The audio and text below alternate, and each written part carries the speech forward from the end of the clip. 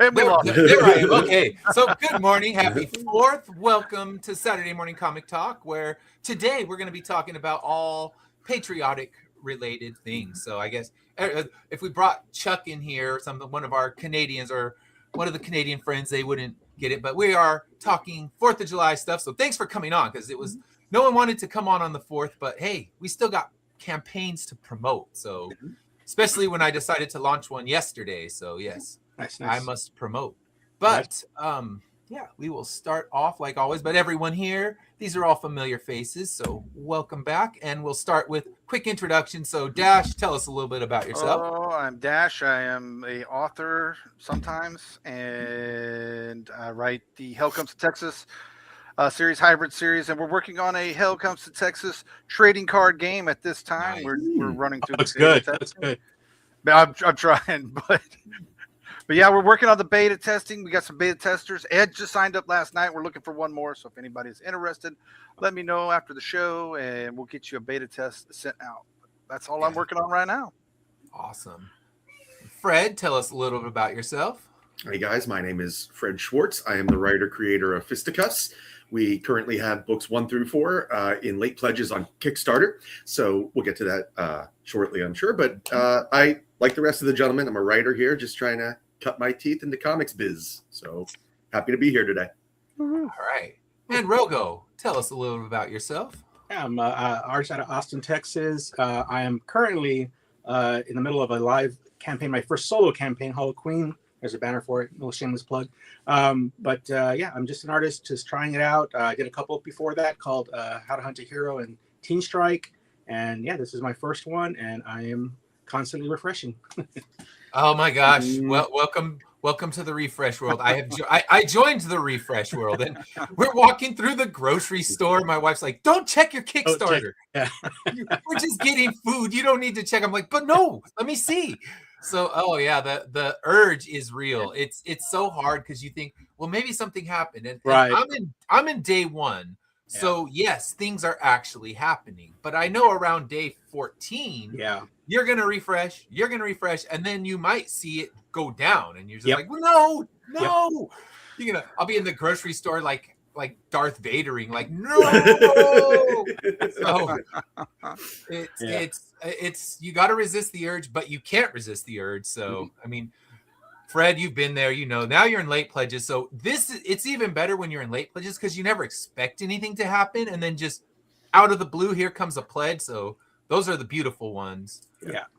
And I am a backer for Fisticuffs as well. That is a very cool. Oh, thank you very much. I appreciate it. I met a lot of the creators through these chats and stuff like that. So I also picked up Hell Comes to Texas, and I'm looking forward to the game. I don't play a lot of games, but I will collect that thing just for the cards. That looks really good. We're excited about that one part. Yeah. I would reach out to Joe Solis. I don't know if he has time, but him and his wife, they're big. They actually owned a game store, like a board game store. Ended up selling it, and now they do the comic book based on the mascot. But they're huge game board fans. So if you want to reach out to Joe Solis, my partner on How to Hunt a Hero, I bet you he'd be a good beta tester for that. Okay, I'll do that. Yeah. How much do you need to know, Dash, to try that out? Like the game? Do you have to be an advanced gamer? Or? No, this is really I hate to use the word simple, but it's based on Rochambeau or rock, paper, scissors, if you will.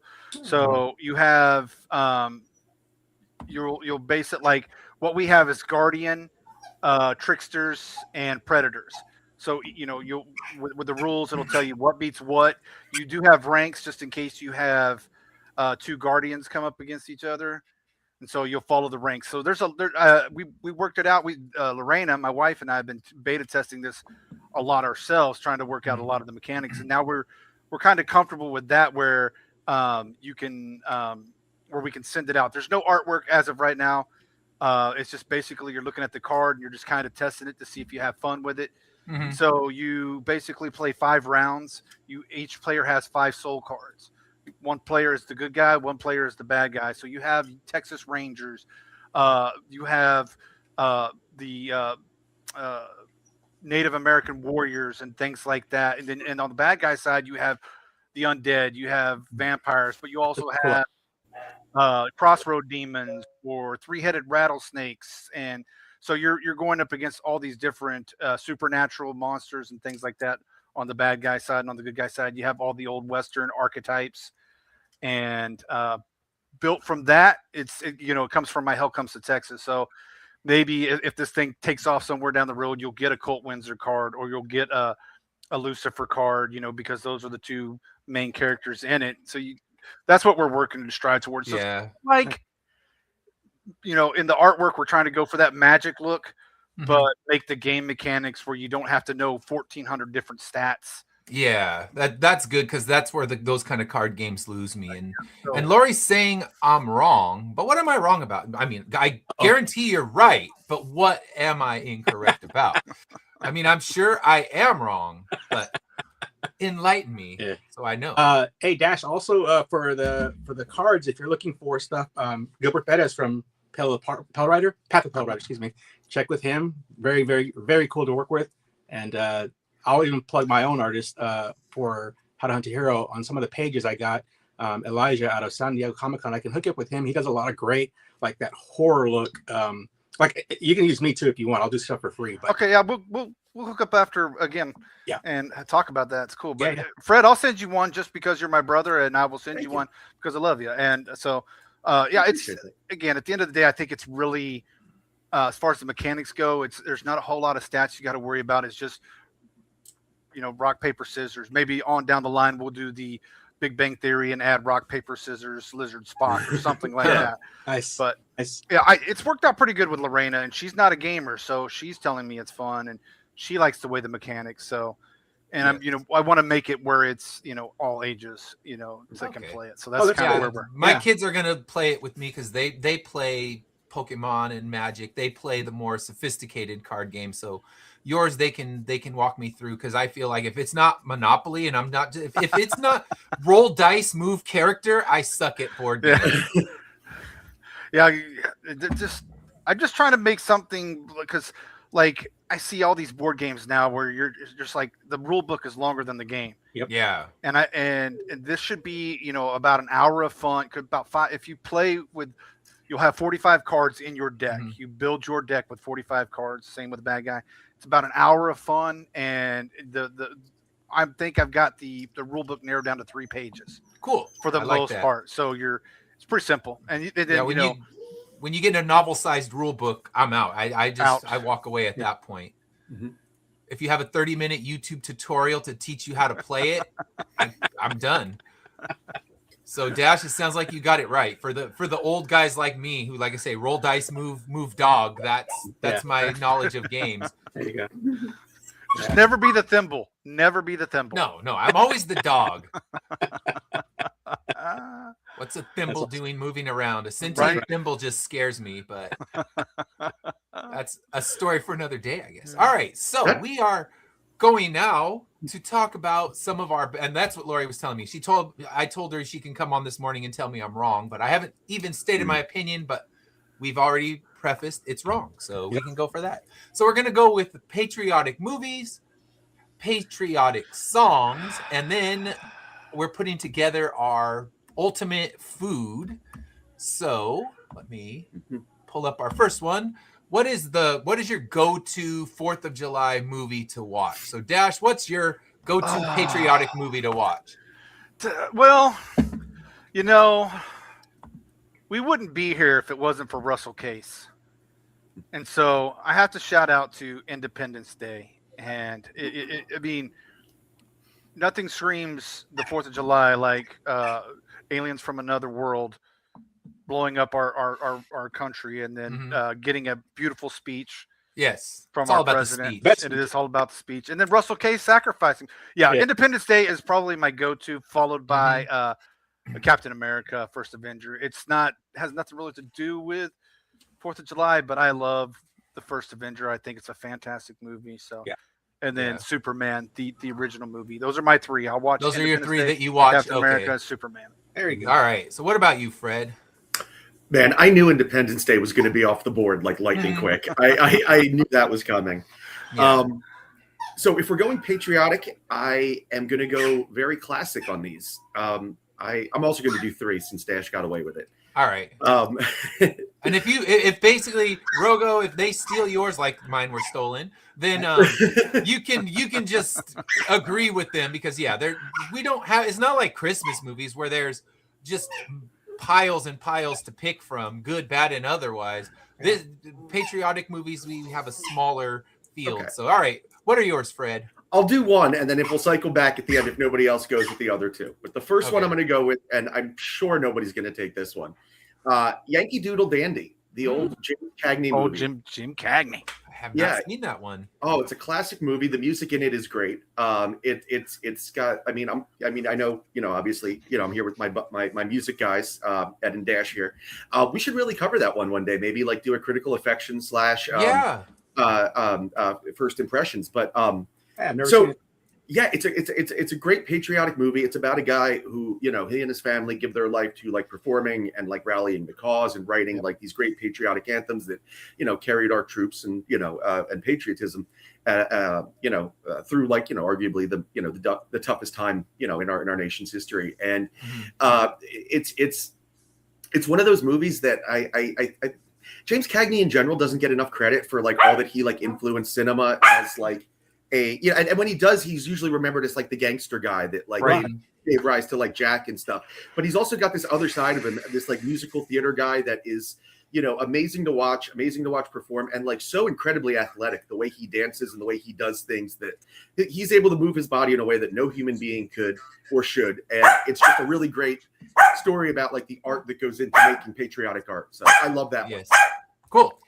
All right. What about you, Rogo? If you don't already know me, I'm a big horror fan, so I'm going to lean towards the July 4th horror movies. So the big one, the go-to is Jaws. Jaws is nothing like a mayor that, just feeding his community to a ravenous shark to celebrate the 4th. That's my go-to. Love that movie. Then I don't think people would pick this one, but I do. I watch it. I Know What You Did Last Summer. You want to see it? There's another 4th of July one. Easy 4th of July. That's the one to go to. And then lastly, probably would be Mr. Smith Goes to Washington. If I'm feeling like nostalgic, patriotic, I'll watch that one. Yes. You can't go wrong with that one. Yeah. That was one of my three, so I'm glad I didn't pick that. Yeah. So pretty much. Mr. Smith Goes to Washington is a fantastic movie, though. Yeah. I mean, in the grand scheme of things, Mr. Deeds, the Adam Sandler movie, kind of appropriated that one, and I love it. Right. Yeah. And I haven't seen that because I've never seen Mr. Deeds, but I'll take your word for that. Yeah. My back hurts. Yeah. No, that's great. Great. Funny movie. It's a kind of soft remake. Yeah. It's like, man, you can, that'll be on TV and I'll just sit down and start watching it. Like if it's on, I'll just sit down and start watching it. It's one of those. Funny thing is, no, it's actually a remake of Mr. Deeds. So Capra made a lot of Capra's movies. I'm going to get really nerdy here, but a lot of Capra's movies, like he borrowed from himself in. So Mr. Smith Goes to Washington is the story of like the bumpkin that goes and becomes like the senator, right? Mr. Deeds is the story of like a bumpkin who becomes independently wealthy, just like the Adam Sandler movie. I believe it stars what's his name? Sergeant York, Gary Cooper. Gary Cooper. Okay. Yeah. So Capra's famous for that. Like one of his first movies, I think it's called American Madness, is about a run on the banks, and that's like a very famous scene that he just did, and it's a Wonderful Life. Yeah. So, when you're saying the run on the banks, they have that whole sequence in there. Yeah. So Capra's famous for doing that. Sorry. So we love he likes to repeat himself. I like it. Yeah. And I didn't know that. So yeah, pretty much my picks have been taken, but I'll go with Saving Private Ryan. It's one of my favorite war movies to watch. I mean, I guess they're patriotic in the fact that you're rooting for America to win, but that one's just a devastating movie, but so well done. I mean, you can't go wrong with a Spielberg movie. And I mean, I don't know. I haven't seen his new one, but you can't go wrong with Spielberg. But we got two Spielbergs in the mix because Jaws, his early career masterpiece, and then Saving Private Ryan, one of his later career ones, and now we're waiting for his next amazing movie. And I haven't seen the Alien one, so me either. I can't judge it one way or the other. But when most of the people I know said wait for it to stream, then that's what I did. You mean you didn't get the popcorn bucket, the deer? I'm just kidding. No. No, You know, what I- if they released Jaws, we'd probably get a popcorn bucket of the kid getting eaten by the. Oh. They Oh, they wow, did. that would be Wow. amazing. They did. They put out the shark. That thing went so. Yeah, I got the cup from the Yeah. movie theater, That so thing I is- got that one. Oh, Oh, I missed it. Jaws It's was like seconds. Jaws Yeah, was they- the they very go first movie I ever. Jaws was the very first movie I ever saw. We went to the drive-in theater. I was Nice. 4 That's what years it was. old, I think, when it came out. Yeah. But I that is the first movie. I should say that is the first movie I remember seeing was Yes. Jaws, and everybody's like, "No wonder you're so traumatized." Yeah, I mean, it's funny because I saw it when I was younger, Yeah. but I lived in the middle of the desert, so it's like beach. What the hell's that? I'm not Right. afraid of a beach. We have like, if it was about something happening in some like desert lake, then I might have some worries. But yeah, the beach was just a foreign concept to me. Then when I finally did go to the beach, yeah, I was like, I'm not going in there. I see what happens. I know the truth of this beach. Right. So, but I didn't have the true fear of it until the first time I actually went to the ocean. But yeah, Lori's saying Fighting Aliens with Jeff Goldblum and Will Yep. Smith. Yeah, I mean, it's great. And it's sad that they made a worthless sequel to it. Yeah, One of those I ones where hated it. they didn't get Will Smith back. So they just killed his character instead of, letting him be off screen somewhere just in case you want to come back a third time. So yeah, they managed to completely trash it. But anytime you come to a sequel that many years later, Mhm. you're not asking for anything good. That's how Talking, little I remember. I don't even remember that he died in that. So that's crazy. Yeah, he did. They killed him off screen. yeah, they Really? killed him off screen Oh, because he didn't even want to be in it. So they just kind of killed him off screen, and then it was his son, I think. yeah. who was doing everything. Rim. And it was just useless. And they brought, Goldblum was back, but it wasn't enough to salvage it. Kind of like Yeah, it the new was. Jurassic Park movies. It's Mhm. getting the original cast. Sure, it's cool. Like, oh look, I like those guys, and then oh wait, still don't like this movie. Never mind. Mhm. I'm in the minority of that where I love every Jurassic World, Jurassic Park. I love them all. I don't care what you guys say. I love them. Leave me alone. Oh no, I'm a dinosaur fan, and I've seen them all. Except I can't say I've seen the new Scarlett Johansson one. I just couldn't bring myself to it. It's like, do I really want to invest more in here? Like, there'll be some good dinosaur kills, but then there's the idiot humans that I just don't want to watch. So Right. I think for the most part on this one, in the new ScarJo one, Mhm. the humans aren't as they're just kind of a victim of there's always there's always the bad guy, but the rest Yeah. there's a family there that just was like they were there because they were on a camping trip. It wasn't like they were like going to search out this thing. They were just on a camping trip. So I liked it. It gave a little bit of levity to some of the character, some of the world and everything. So Yeah, I'll probably watch it. It's streaming, and if I'm bored on a Sunday, then I'll drop that in there. And throw it's some because you popcorn can't go on. wrong. It's still gonna have some dinosaur fun, but yeah, I just think they got progressively worse, and they gave us the promise of dinosaurs unleashed in the world, and then they still put it in a tiny self-contained space. Right. It's like, come on, you gave me the promise. Now I want to see dinosaurs rampage. I mean, they picked San Diego of all cities when Right. they finally had a T-Rex. So like, you know what'd be cool? San Diego. Yeah. He should have gone through Comic-Con. Now I would have been here for that. Yeah. Did anybody see the new preview for I think it's called the house at the end of Oak Street? The end of Oak Street. Yeah, where the That looks house gets cool. dropped into a Yeah. dinosaur world. I'm ready Yes. for that. Oh, The J.J. sold. Abrams one. Sold. That looks neat. Sold. Yeah. It could be Yeah. the worst movie in the world. Sold. Dinosaurs. House Yeah. dropping in. Sold. Yeah, I caught that trailer last week, and I was shocked. I had no idea what it was, but again, I'm like Dash, sign me up. Dinosaurs, Go watch- Yeah. And go watch Primitive War. I Primitive think War. that's what Primitive War is, Haven't seen that one. Vietnam War movie, but dinosaurs are involved. Oh, It was Wow. it was a it was an indie book, self-published indie book on Amazon that Mhm. took off, and now they got a movie on Primitive on War? it. Primitive War, I believe Nice. is the name of it. I thought it was great. Again, dinosaurs.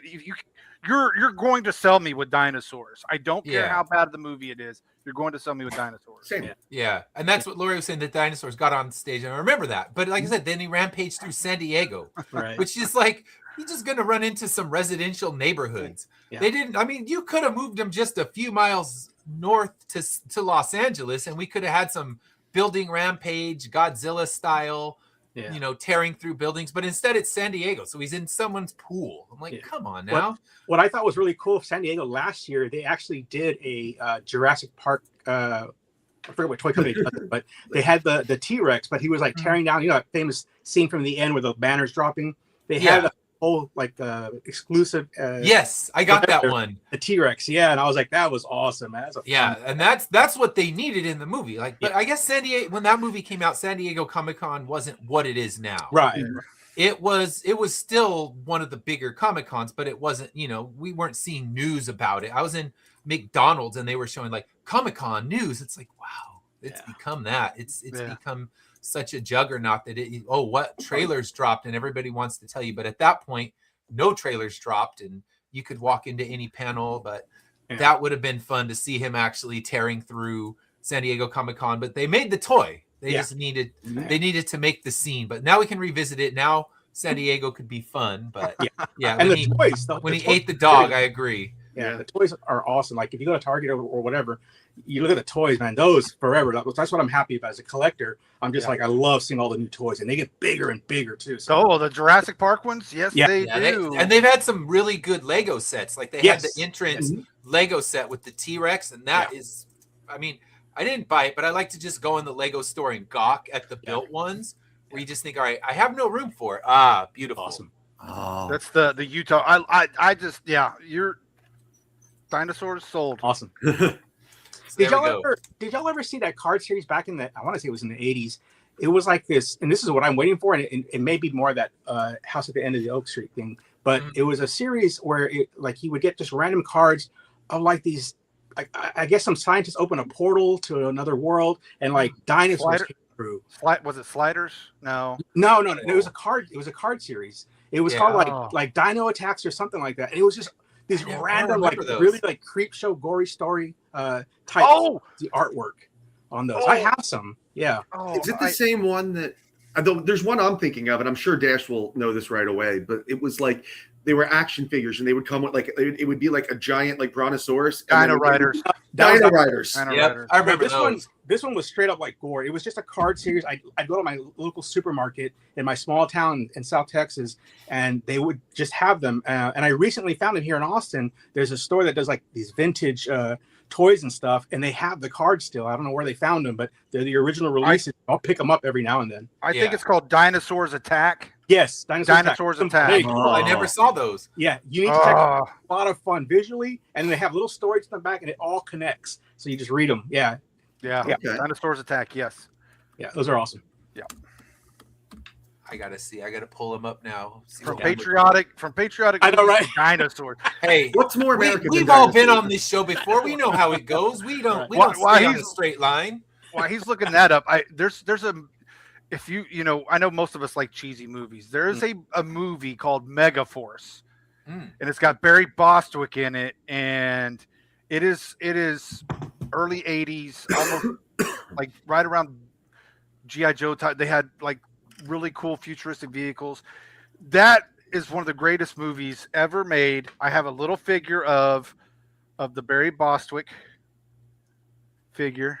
What's that? Wow. It's called Megaforce. I know the name. I don't motorcycles and motorcycles that had little rockets and they could fly. And okay, I remember it now. It's cheesy, but that's patriotic to me. So I'm adding that to my list. Yeah, I'm a huge fan of his. My favorite role here. There's no rules here. All right, so there we go. There's the Dinosaurs Attack. Oh wow! I check them out, man. They're a lot of fun. I think it's like 2 series.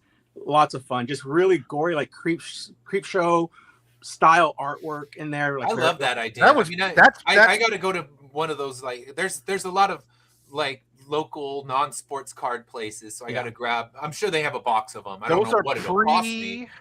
Those are pre Garbage Pail Kids too. Yes. So this wow! So early '80s. Yeah. Early '80s. Yeah. Pre Garbage Pail. So you were getting some cool. Yeah, I like sports cards. So, but I'm like you. I like I want a lot of those so that's what I'm always on the lookout for. Non-sports cards from the 70s and 80s because I love those. Best those and later on Ninja Turtles, the Batman card series. Card series. Oh yeah, I remember. Marvel masterpiece. I had to get. I had that one, but the Batman, that was the first one. I was like, Batman pack after pack trying to build the set, and Yeah, the Oh, Marvel the '89 Masters, Batman. they're just Yeah, they're just 89 Batman. beautiful. I had those too. Yeah, they Yeah. were great. I had all the '89 Batman. There was a Christopher Reeve Superman set I've too. got There it. was. I've got it. I just don't saw have that at that a con yet. a couple weeks ago for the first time. I didn't know that it existed. It looked I really didn't cool. either. Yeah, it's awesome. I'm like Dash. I love Christopher Reeve. Oh, me too. He's my Superman. Oh yeah, he's Boom.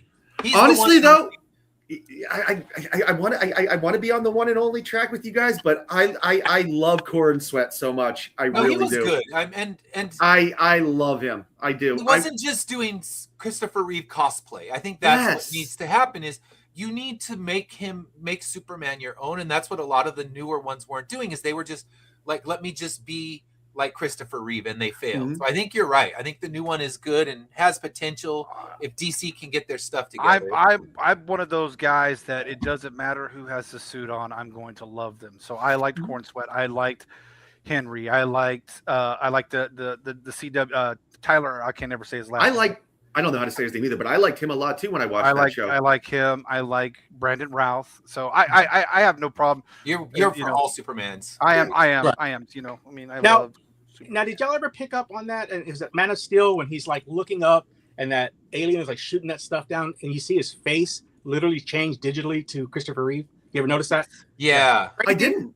No. Yeah, Yeah. you got to Watch that scene. He's looking up, and that stuff is just pouring down on him. And I'm of the, I guess, I believe it, that they digitally altered his face to look like Christopher Reeve because it's uncanny. Like it looks just like him, just for like a couple half seconds. second. Yeah, it's Yeah. not very long. You'll Yeah, see, it's super quick. You just hit, and his face changes, and then he takes off. Wow. Yeah. I got to check that out. I mean, Yeah. I do. I mean, I didn't want to like undercut there but like, I mean, I love Christopher Reeve Superman a lot, but Oh yeah. just Corin Sweat has really won me over. Even in Supergirl, just the little bits that he, like, I mean, spoiler alert, I mean, he's in the trailer and stuff. but, Yeah, like, we the know little, he's there. the If little it's a bits that he's trailer, in. it's not a spoiler. but the little bits he's in, like, I can, you know, what's the old saying? Like, I could watch him like read the phone book and be entertained. Like, Right. he's really good in that role. Yeah, and that's I love that one, and I think they got the first time they got the true comic tone right in the last Superman movie, where it felt like watching a comic book come to life, which some people didn't want that, which is why I don't think it was the juggernaut it could have been, but for comic fans, it did exactly what it needed to, and it's a good Superman, but Christopher Reeve's always going to be like, if I'm going to buy figures, it's Christopher Reeve stuff. Yeah. So well, I can't say that. I'm buying all of them, but you know, and I love small. you got bat nipple figures, so you can't tell. I do have bat nipple figures. You know, That I nipple's love- high on my list for Batman's, by the I way. love Smallville. Is I it- think you know, they did a great job with the Clark Kent story in Yeah, Smallville. yeah, so that was Mhm. Yeah, they never got him flying. I guess they did it once, right? they got at the got him end in of the the suit. at the end of the series. He takes off, puts the suit on, and flies with the Actually suit on. see He's it, flown yeah. a couple. Mhm. He's flown a couple Okay. of times, but Yeah. to actually see him with the suit and fly, it's at the end of the series. Oh, Which that's I- that's fine with me. I have one little short, like quick story about, well, Christopher Reeve related. Yeah. I used to work at AAA Texas. We did like travel stuff, whatever. Mhm. Customers would come up to us. We would route their trips, book their whatever. This one guy, one day I'm sitting there, you know, just in my computer, busy during the summer, busiest time. And this guy walks up. I didn't even look at him yet, just look up his membership. And I start to talk to him, not looking at him. And I stop and I look up, and I kid you not, to this day, I swear it's a dream, but it was real. This guy looked exactly like Christopher Reeve. Sounded like Christopher. It's like one of these Elvis, you know, is dead, but he's alive Yeah. stories. And not only that, but he had the silver hair like Brando, and he had the curl and everything. And I look up at him, and I'm like, and I stop for a second because I'm such a huge fan. And I'm like, did anyone? And he's like, Christopher Reeve, and I say yes, and he just smiled. And I funny. swear to God, it was Christopher Reeve. I was like, He knows. this is crazy. Yeah, this was surreal. And you know, he just kind of laughs. We go through the whole thing, and the whole time I'm just like starstruck. I'm just like, this guy, he's still alive out there, man. This is crazy. But yeah, I When you believe. hit up Comic-Con, he'll become like I a believe. photograph celebrity. it was surreal, man. It was to this day, I swear it was real. It Wow, wasn't a that's dream. so cool. Quick question while we're on this subject. I just want to get the opinion of three other fellow nerds here. Was Brando mispronouncing Krypton on purpose just to Yes. be a dick? Yes. He was. Plus, Yes. he's notorious for being impossible to work with. I so- think Oh, yeah. Of course even he I was. think even Christopher Reeve on the might have been Letterman was saying something like he was doing stuff on purpose I think he felt the material was beneath him. Yeah, Yeah. And exactly it's what it was. like, oh, I'm slumming it in this stupid comic book movie, and I'll show them. And he was, of course, the most expensive star on the set, Right. Right. and just phoned it in fully. But I mean, you saw as Brando's career went on, he was phoning it in more and more, and then you finally end up with Island of Dr. Moreau, and just We don't. what is Yeah. happening here? Wow. All right, so let's move to our next topic. We've gone in a million different directions, and it wouldn't be Saturday Morning Comic Talk if we stayed on topic. So I think I had one new guest on, and they're like, "Well, I'm sorry, I took you off topic." I'm like, "You don't know." That is never an issue. All right, so It should be Saturday morning off topic is what it should be. Saturday morning talk. We'll All talk. I know is I'm drawing Superman fighting dinosaurs after this. I'm just saying. Yes, and I'm going to hunt down some of those cards. I need a box Yeah. of them to crack open. You'll love them, man. You'll love them. All right, so we're going in now to patriotic songs. What song gets you feeling patriotic? And it's funny because some of the patriotic songs people think are patriotic actually aren't. You got like Born in the USA, Not patriotic. the Fortunate Son, Not and they'll play the beginning of them at the fireworks show. I'm like, do you know what this song's really about? Yeah. Also, war protest songs for the. Yeah, they're not doing like Born in the USA. They'll just play the chorus because like it sounds good. Launch the fireworks. Let's play it. But what is a patriotic song? Actual patriotic song you like, Dash? I guess coming from Oklahoma and having one of Oklahoma's favorite sons, rest in peace, Toby Keith. American Soldier is probably my favorite patriotic song. Near and dear. I mean, just it talks about the life of an actual military member and not being able. Everybody else is out, celebrating the holidays while he's working all night long. It doesn't matter. American Soldier, it's my favorite. There's so many though. I mean, it's just so hard to, but that one is my patriotic song. Now, if we're just talking 4th of July songs where it doesn't have to be patriotic, that's different. But yeah, American Soldier, my Actual favorite. patriotic, Yeah, my actual patriotic song. All right. So, Fred, what's yours? Well, the cynic in me would like to go with the Descendants American. I think that's a nice. There are certain lines in that song that I think that represent my feelings. Proud and ashamed. Every 4th of July, you need to know that you're like it's not saying that America is it's acknowledging the duality of America, right? That we've done great things while doing some things that we should shine a light on. Stuff. And when very often when we tend to celebrate America, we kind of gloss over all the negative and whatnot. Yes. So I think that one is one of my favorite songs about America in general. But I'm really surprised Dash didn't take this one too, because if you want to, for me at least, think of childhood, patriotism. I mean, how do you not start with Real American, the Hulk Hogan I am theme? I mean, that gets the old blood pumping red, white, and blue, despite everything that Hulk Hogan did later, to try and his later life with, forget about that. The 80s kids growing up with that one. I mean, the idea of just a big hulking guy jamming out in front of Mount Rushmore, what's more American? I guess it just goes back to the duality of our lives. It just is. So. And it's actually, and it actually goes into something that I kind of really believe, and that's that, acknowledging that if you want somebody, if you want to celebrate something that was done heroic, like an action, that's a great time to honor an individual, right? Because that's what it is. But if you want a hero, an idea of a hero, I think that's where our fictional characters like Superman and things like that fill the void. I always get annoyed when because we put up statues of real figures, which is great, but those are way more partisan than putting up just a Superman statue in the center of town. I mean, very few people. That's why I appreciate the Rocky statue actually in Philadelphia. That's you can so appreciate cool that. Is it still there though? I thought they moved it somewhere. They did. The last time I was there, it was there, but that was that was a bazillion years ago when I was. Same. It's been a long time, and it was there, but I don't Like, know where they moved it. I have to ask. Lorena's from I Jersey. think it's still in Philly. I just think it's somewhere else now. Yeah, it's not on the steps anymore. Yeah, you can't get to the top and put your hands up right next to the statue.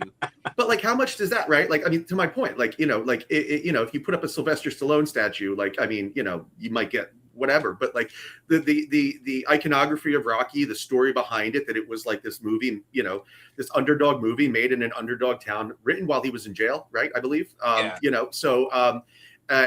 just a guy that stuck to his guns about making the movie himself and all that. Like, that is like, I mean, that is a uniquely American story. Yeah. It does, and it's an American story that you can, like, even if Sylvester Stallone turns out to be a total dirtbag in life, which to my knowledge, I don't think he has at all. But even if he did, like, the story of Rocky is like, represents like, the American dream in a way that, and a person doesn't, or a person wouldn't per se. But, I mean, there are very few people, even the great ones in American history, that don't have warts on their record. So, and that's why we can go even into, I mean, that's why we adore Creed now, not just because Michael B. Jordan's a great actor, but we can appreciate the Creed character coming from Rocky. It's the same.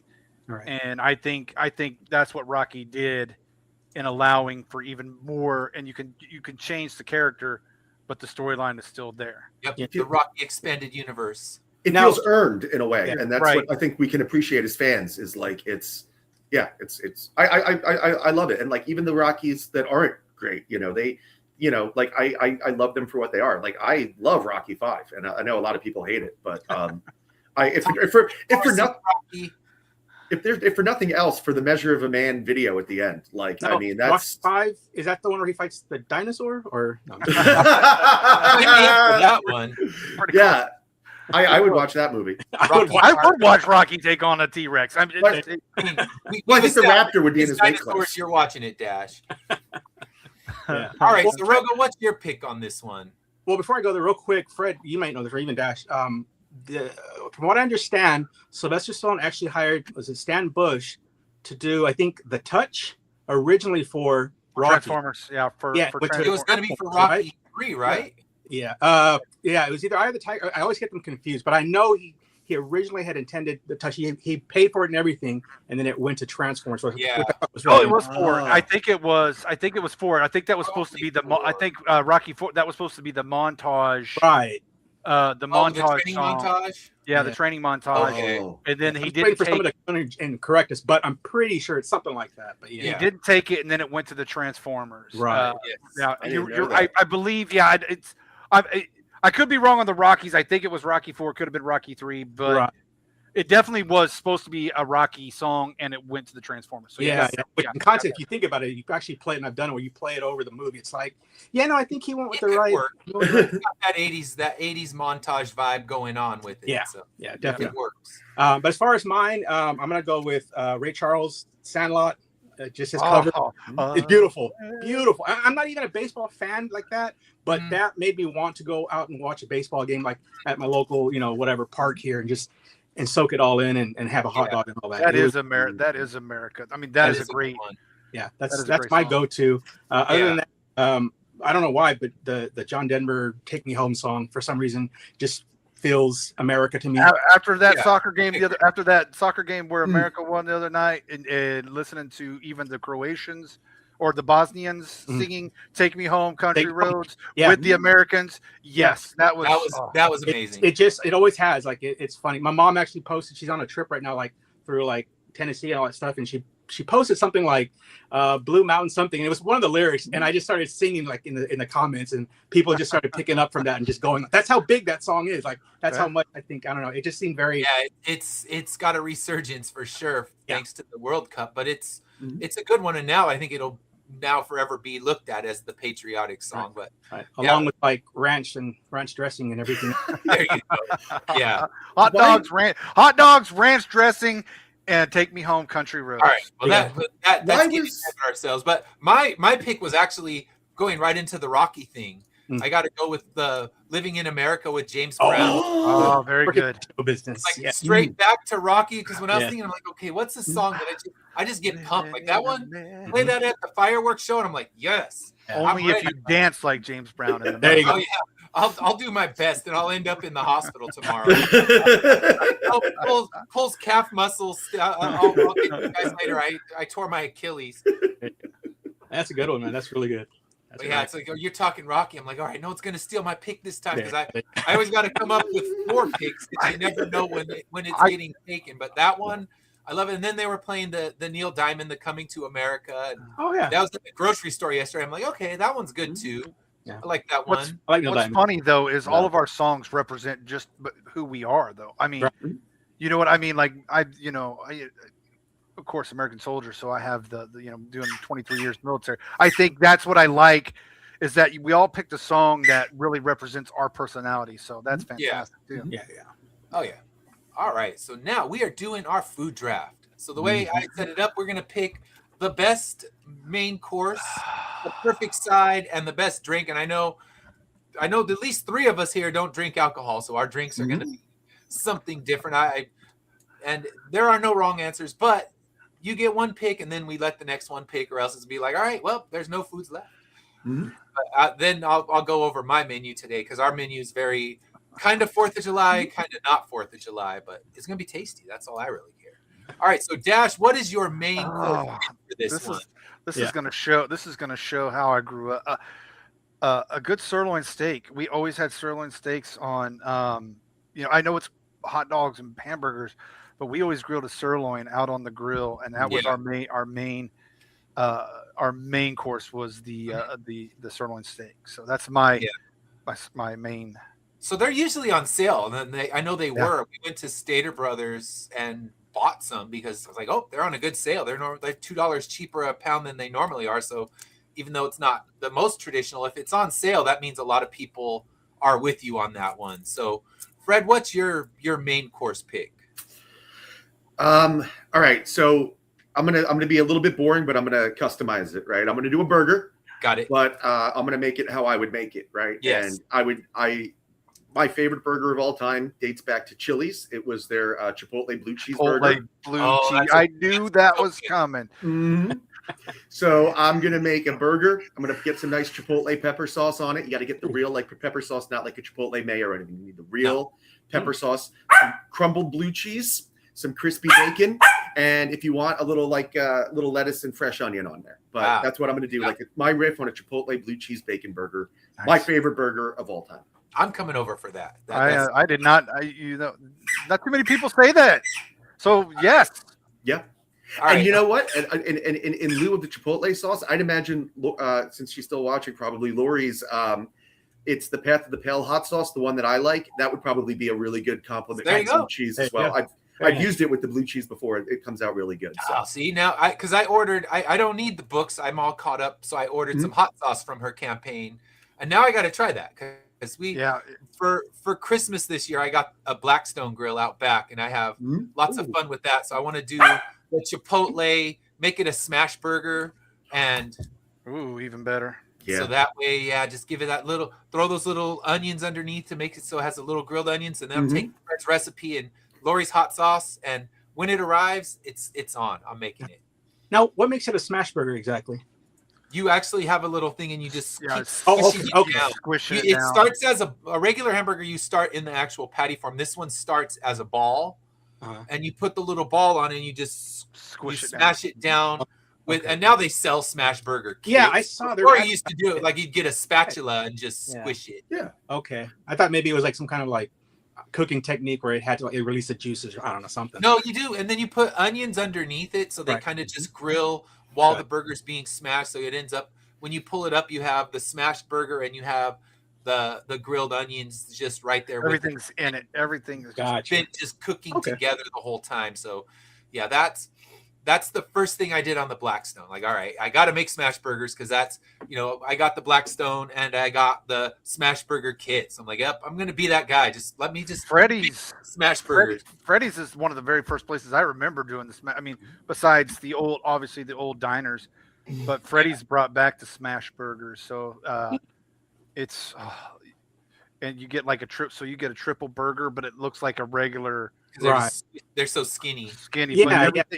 Everything's in it. So all your spices are right there. All your whatever you want in it is right there. And doing that with some chipotle like you're talking about. Mhm. Oh my goodness, that would Yes, probably I'm definitely that. Once I get Lori's hot sauce, I'm making the Fred burger, Fred smash the burger. Fred burger.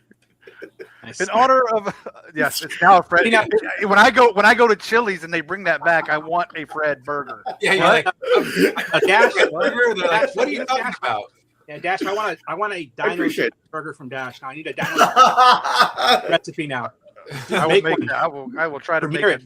Oh yes, it's on. Uh-uh. All right. So what's yours, Rogo? What's your main course? Well, unfortunately, for y'all, I'm vegan. I've been vegan for about 14 years. Okay. But I did grow up eating meat, and I'm from South Texas. So when we celebrated anything, I don't care what it was, if it was 4th of July, a wedding, a quinceañera, a birthday, a weekend, it's Thursday, whatever. One of my tios, one of my uncles would eventually just go out and they would just grill fajitas with Yes. all the trimmings, the tortilla, the sauce, all of it right there on the thing, pour the beer on it and everything like that. That is what 4th of July is to me nostalgically. Okay. It was just that, you just go out, you get your first beer or whatever when you're young, when your Theo slips you a beer.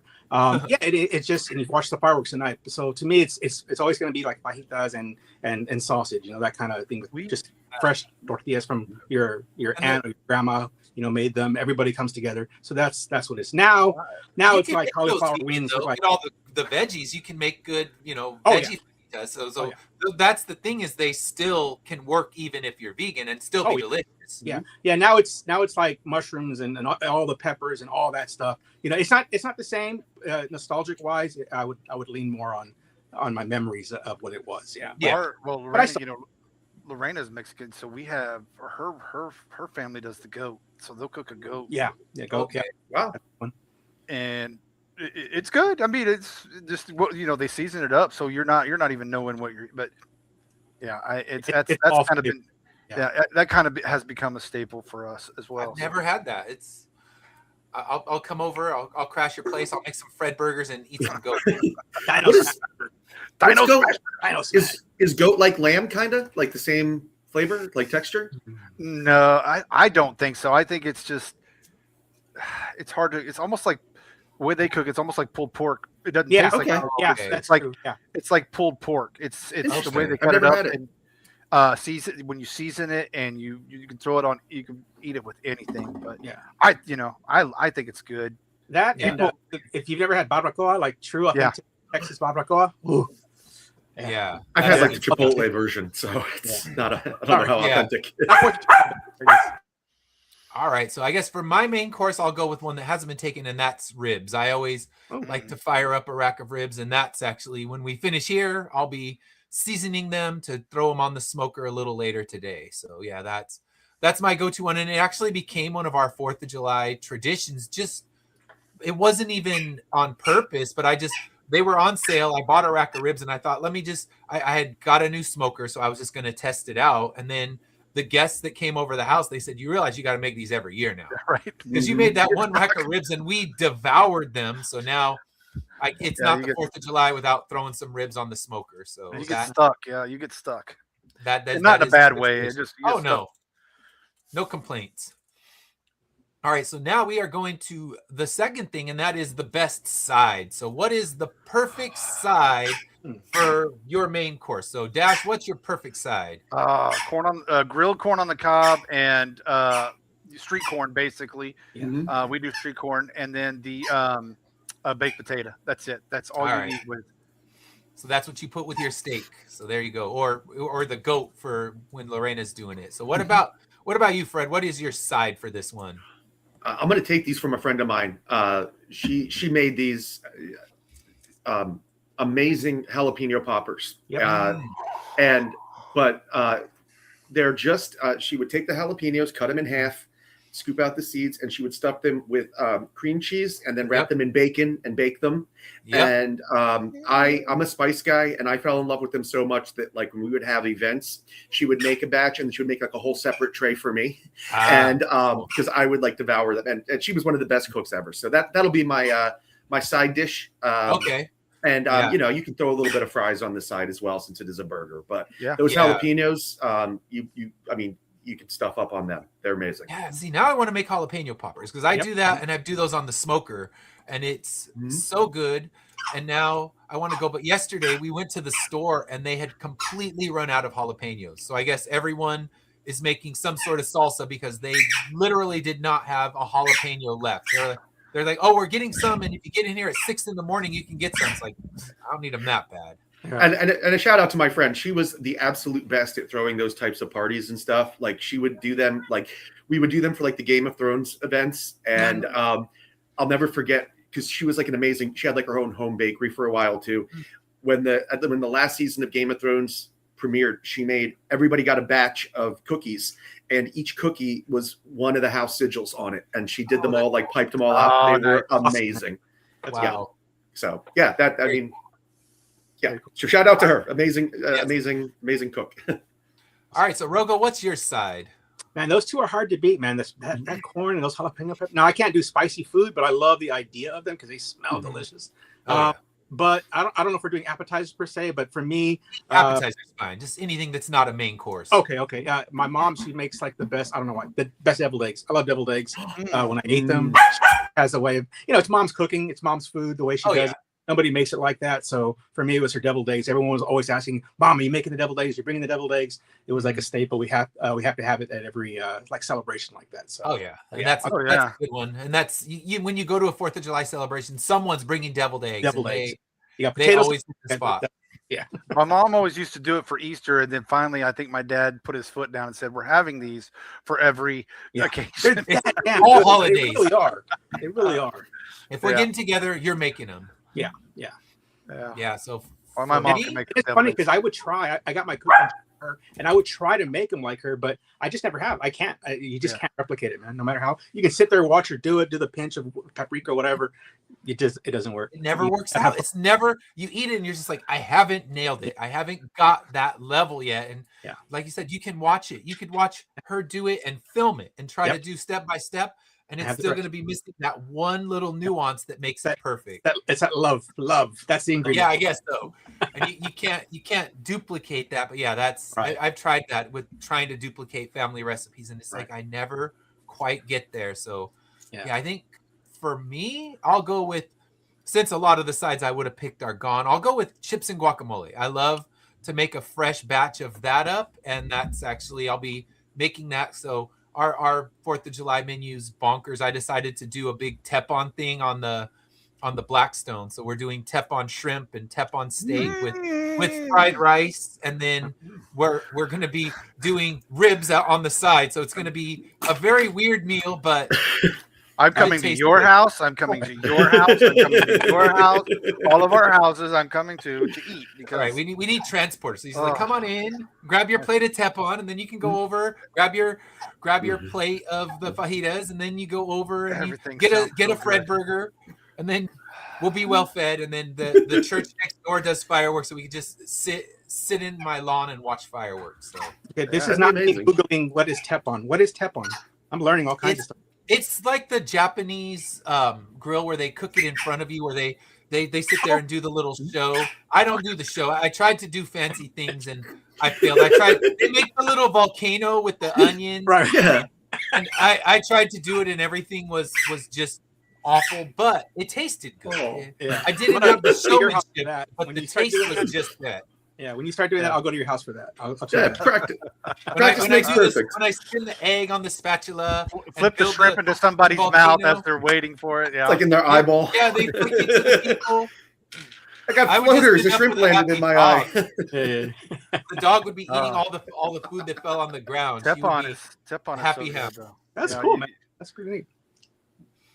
And I just did it because like that, because Dash's sirloin was on sale. So I was like, ooh, I could do steak. And then the shrimp was on sale. So I'm like, I'll do a steak and shrimp tepon. And we're making a big thing of rice and all that. So yes, it will be good and not quite your normal 4th of July thing, but I will mess with my neighbors' heads again because they'll smell my backyard. And they always say, like, man, you got to invite me over sometime.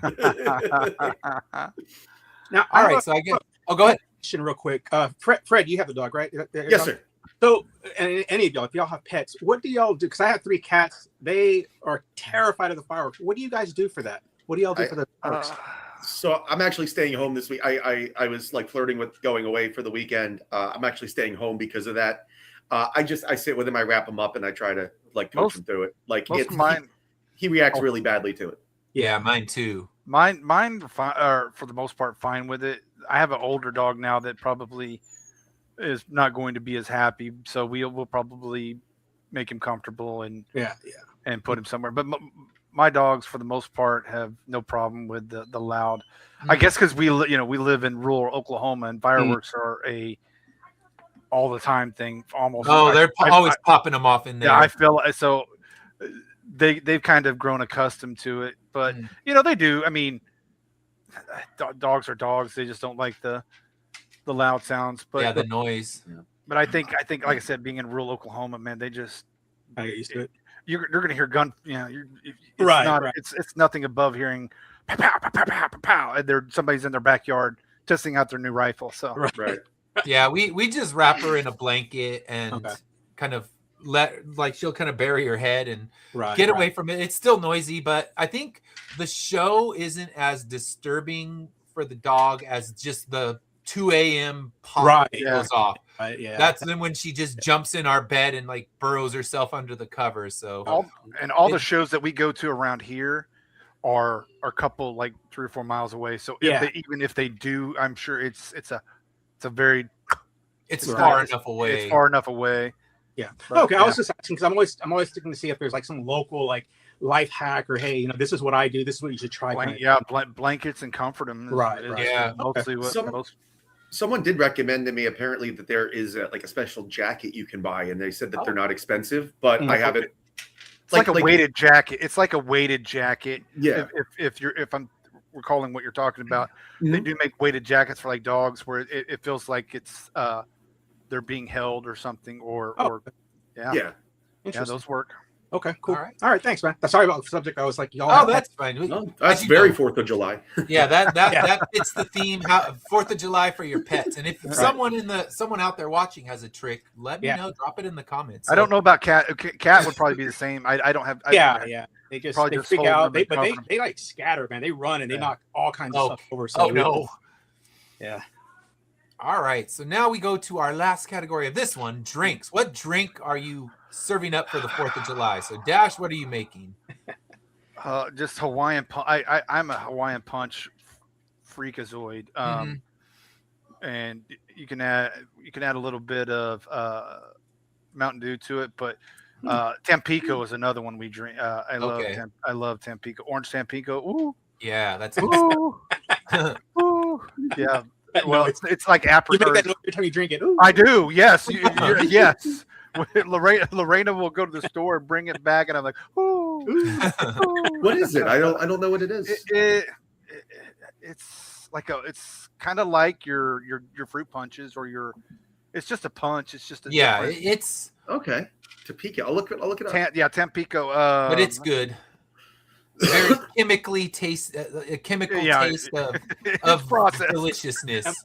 It's processed sugar, Fred. It's processed sugar, but it's good. My answer is going to be processed sugar too, so that's fine. All right. Let's hear it. What's your answer, Fred? So normally I would go with something kind of boring, like I would go for like a nice, like unsweetened iced tea or like a green tea and stuff. But recently I discovered, because of the Supergirl movie at the KFC, they have like a Supergirl drink right now. Like it's like they're, and to me it feels very summer, very 4th of July. It's like a light blue raspberry feel, which to me is evocative of like the blue raspberry, red, white, and blue pops and stuff. But it was my first drink that I ever had. I'll look it up, Matt. Thank you. But it was the first drink that I ever had that had boba in it, and boba. Oh, okay. It very refreshing. It almost felt like little fireworks bursting in my mouth. So it had like a real like 4th of July feel. So in honor of Supergirl, I'll go with that one. Poppin' boba. All right. Good stuff. What's in that? Boba Like, is it Mountain Dew or something, or what is it? I'm sure it's like a soda and like blue. I'm sure it's a mix of like Sprite and blue raz syrup. I'd imagine. Yeah. Okay. With like the little boba in there, but it's. I thought it was that that Gatorade. Not Gatorade per se, but there's that. We call it ocean water type. So that's what we mix that with Sprite But I haven't heard of the Supergirl one yet. But I don't know. We have a KFC right down the street. I got to go try that. That sounds. Yeah, good. Boba, I love tea little is boba fantastic. It's Boba really tea it is fantastic. really processed sugar, but it's Oh, yeah, really I like mean, the fresh obviously. processed sugar. So Yes. and again, very American, you know. Yeah, Like- there you go. Processed sugar with some ranch. All right, And hey, why was ranch so regional for all these years? I don't know why. I just assumed ranch was like a worldwide. thing. yeah, me too. I really did too. That's Ranch why. was a ranch is a U.S. thing because Yeah. Then other Other- countries look at us disgusted. Right. well, no, they love it now. But They tried it. But now everyone does it. Now it's become worldwide. But yeah, They're like- it, They're like, At now I get first. it. Now I know why you guys are so fat. The ranch. the ranch, it's all ranch clear. because ranch goes with every. It really does. It really does. Yeah. That's Watch one World of the Cup. things I was happy about when I went vegan. That they actually have pretty good. That's the hardest thing about it, is finding the right thing as There's- vegan, like that matches what you remember. It still tastes right. Yeah. But yeah, There's they some have a really good one. good. There's some really good recipes out there that will give you the flavor, but it's Yeah. still within your what you can have with your vegan diets and things Right, like right, that. right. So Yeah, there's some some of really those good. Experimenting, but Some of we- those we- Beyond Meats are pretty Yeah. good. Yeah. Like I got one just by accident because my wife was doing some event and they brought home a platter of the Beyond Steak from I forget what restaurant it was, but it was so good. It's like, all right, you can tell. I'm not gonna say Yeah. you wouldn't know, but it is so close that you don't mind. You're like, all right, let me just right. pour a little extra teriyaki sauce and I'm good. Yeah. So yeah, it's good what they're coming up with. So all right, Rogo, what's your go-to drink? I think we lost Rogo. All right, we lost him. So I'll go to mine. And this one, it was something my daughter was hosting all of her friends over the house. And she made this homemade strawberry lemonade because we went to a farmer's Oh. market and bought this huge thing of strawberries and bought a huge thing of lemons. And she made this spectacularly good strawberry lemonade, everything fresh squeezed, like real sugar. Yeah. And her friends, she made this big jug of it and it was gone within seconds. But I managed to get like a shot glass size worth of it. And I was like, damn, I need more of that in my life. Just make that There's ice cold and fresh squeezed strawberry lemonade. That's my drink. we have this restaurant that does that strawberry. Oh my goodness! And you get a glass like this tall, and Yeah. you're just sitting there. Oh, it's fantastic! Woo! I can do the Tampico. Woo! Yeah, that and her friends just tore through it. She made this huge batch, and yeah, she was squeezing the juice from the strawberries and everything. So it was good. That's my pick. I should wake her up and say like, hey, make me some of that strawberry lemonade. Hey, it's like I'm making all the it. But it's hard because we got the strawberries straight from the farmer's market, and if we go to the grocery store, they're not going to be the same. Yeah, that's a chemical right there. Yeah. Yeah. All right. So what's your pick, Rogo? I'm gonna go with the alcoholic on this one. I'm gonna go. Basically, Hawaii is a part of the U.S. I go Yes. Blue Hawaiian. I love Blue Hawaiians. Oh, those. Either frozen or on the rocks. Just some blue curacao, some rum, some pineapple, maybe some pineapple chunks, and just go to town. Just make a big old picture of it, and just go to town on that. I love that stuff. So that, and then as far as just a quick store buy, if I want something quick, I'll do some Austin East Ciders.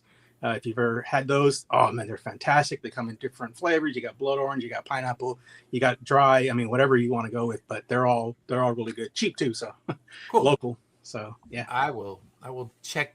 Well, I think you could do virgin. I mean, you go to any bar, Yeah, you you can can tell do them make it. a Oh, yeah. virgin. So I'll do a virgin blue Hawaiian because the ingredients just sound nice and refreshing. So yeah, it is. I like It's that. also That's simple to what make. you want. When it's hot, you want refreshing. Yeah.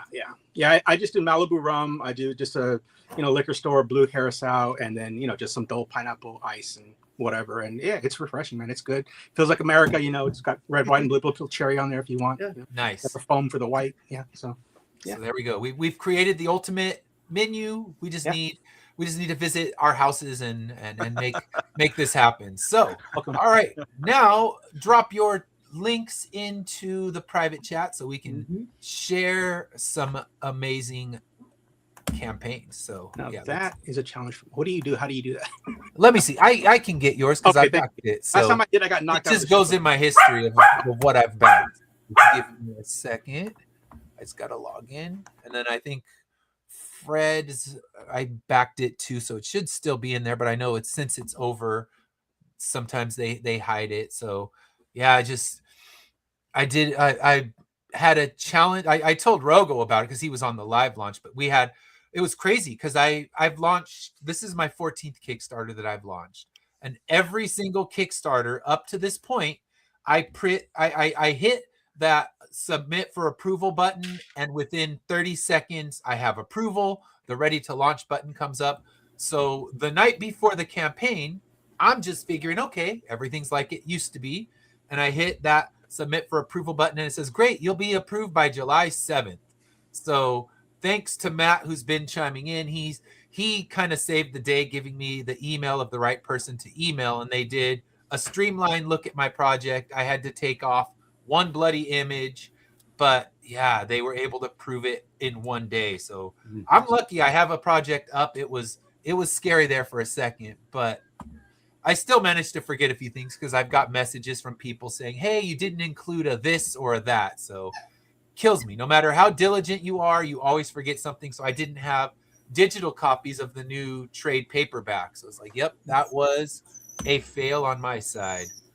But fortunately, an easily fixed fail. Nice.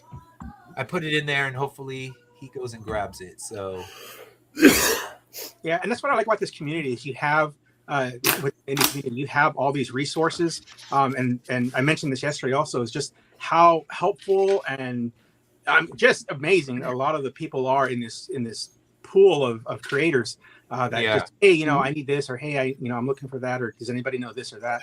And I mean, the people I've met doing conventions and talking on these shows and stuff, is absolutely a godsend. Just I couldn't do it without it. There's no way.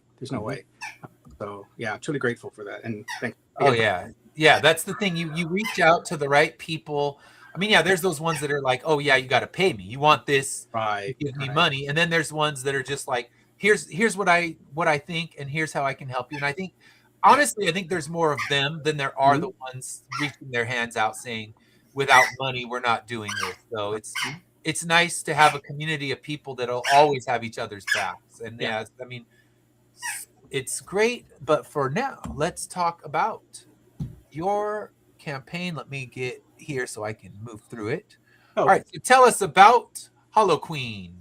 Okay, so as you know, I'm a big horror person. I love horror movies. I'm nostalgic for the 80s and horror movies, the slasher ones, that stuff.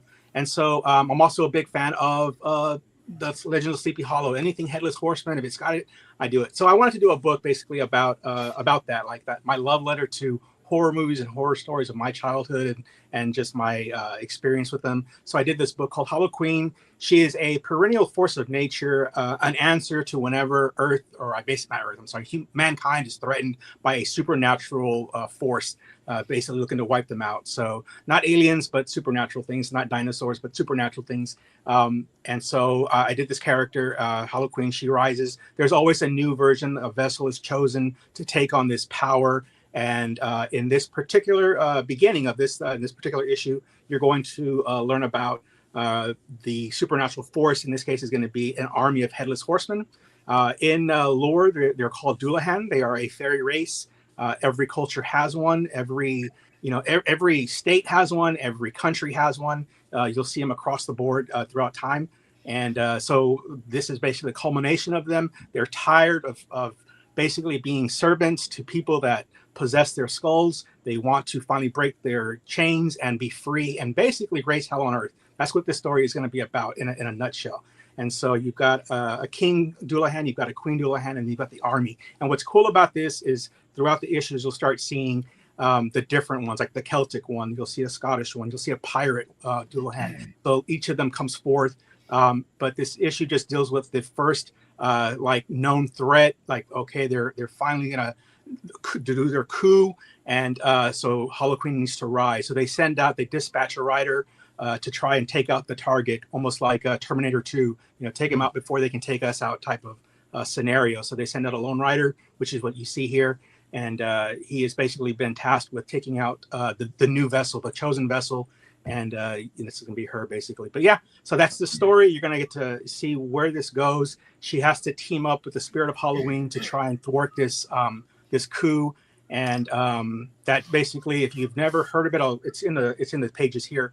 That's basically the story of Stingy Jack. He's the spirit of Halloween, and he is an interesting character. These pages you see right here are done by my friend Elijah. He is out of San Diego, I believe, out of California. Met him through Jesse, who did who did Teen Strike.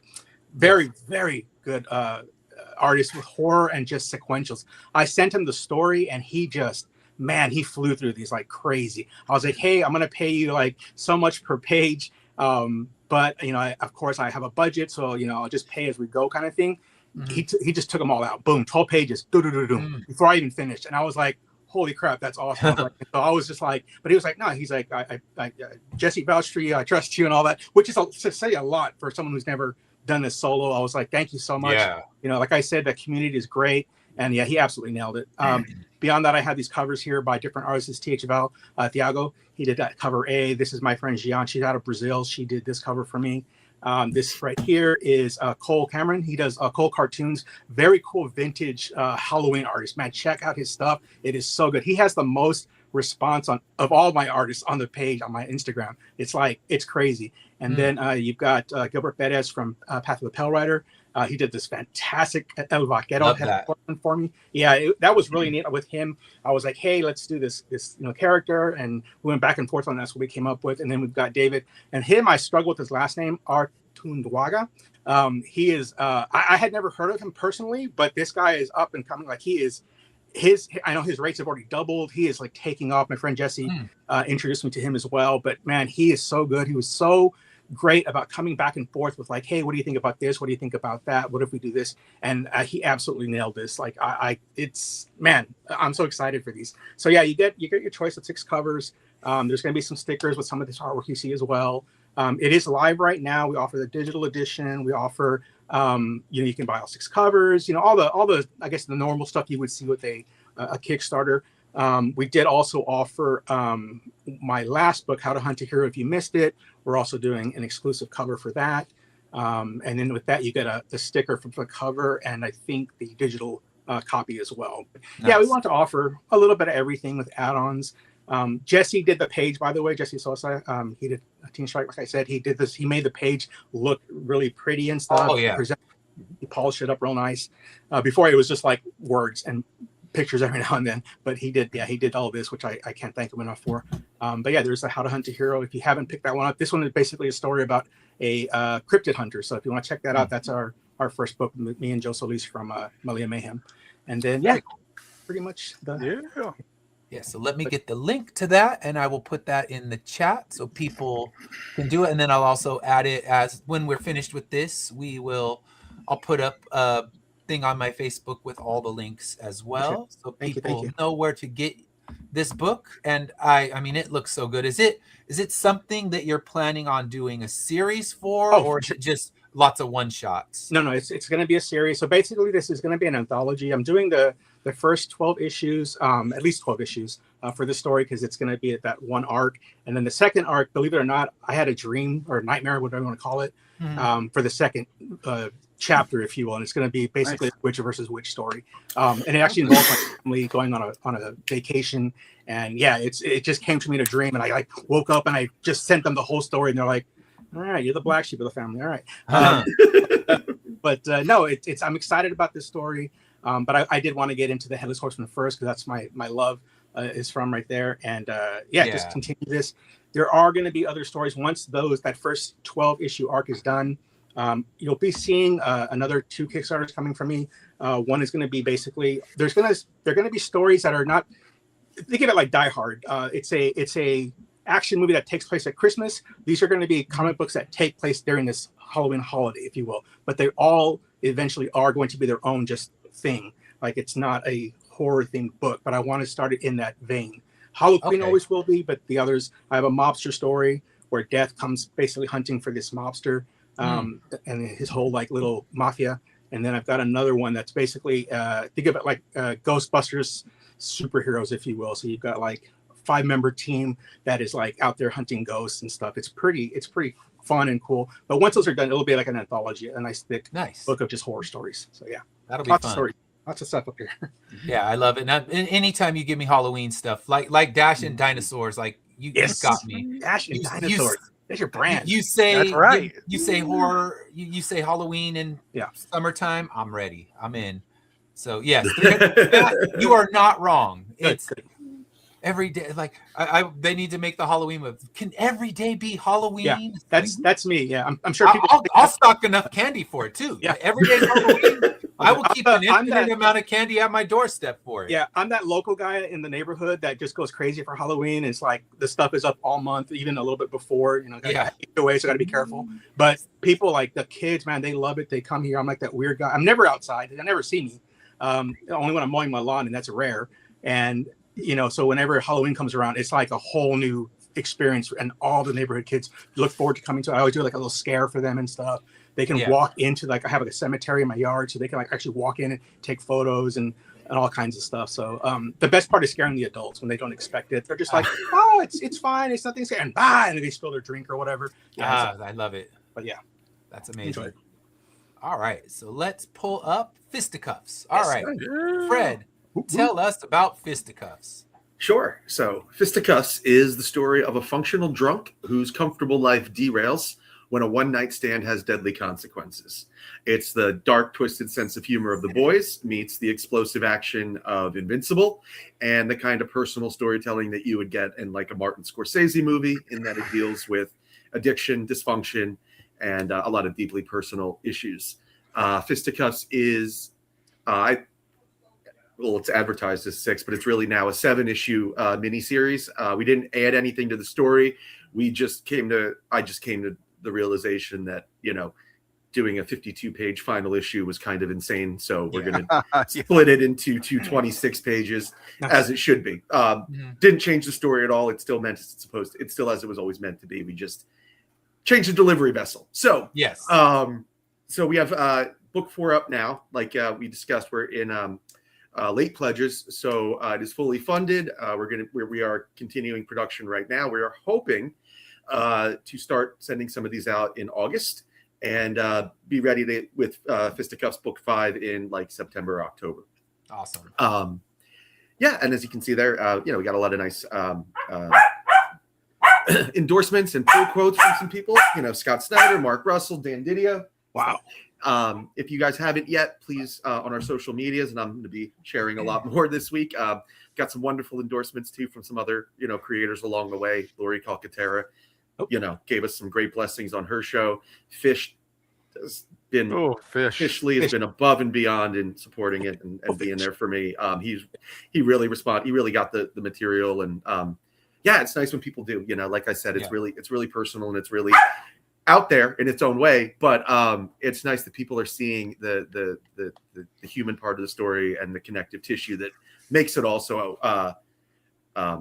personal. So, and then so please, if you guys haven't yet, go through the campaign. It's all funded, it's all going to be produced. So if there's anything on there that you guys like, obviously, please jump in on the story, check us out, test drive us. I liken it to like a really good drug. Like, once you try it once or twice, you can't help but being hooked. As we're going across here, I get to work with just the most amazing people. Stan Yak was a godsend. He was the perfect artist and perfect sensibilities to realize the story with me. Timothy and Robert have done an amazing job making the colors really. I compare it to like a Dario. I mean, Rogo will get this reference, my fellow horror guy. Yeah. The colors are really lush and beautiful. They feel like a Dario Argento movie. They've, so I'm very lucky to work with them. All the cover artists I've gotten to work with on this book. Kiss Creates has been just an amazing collaborator 2 times now on our project with their variant covers. Really generous, really thoughtful. Erwin did an amazing job on our B cover on this one. I'm just really blessed. So please, guys, if you haven't yet, check out Fisticuffs. It's a weird, out there, but wonderful story if you're into like Tarantino-y superhero stuff and kind of like a new play on a lot of superhero tropes to tell a different kind of story. Please check us out, because otherwise I'm just going to keep rambling. So just check us out now. Check it out. And I'll stop.